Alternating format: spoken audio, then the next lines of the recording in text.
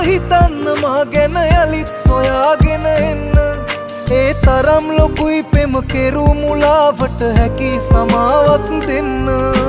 නෑ මං දන්නේ ආයේ හිතට කවුරුත් එයි කියා මාගේ සතුට ඔබගේ සතුට විතරයි සෑමදා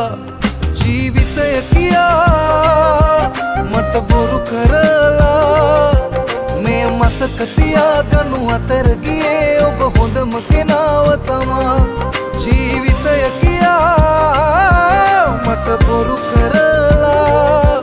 මේ මතක තියාගනු අතර ගියේ ඔබ හොඳම කෙනාව තමා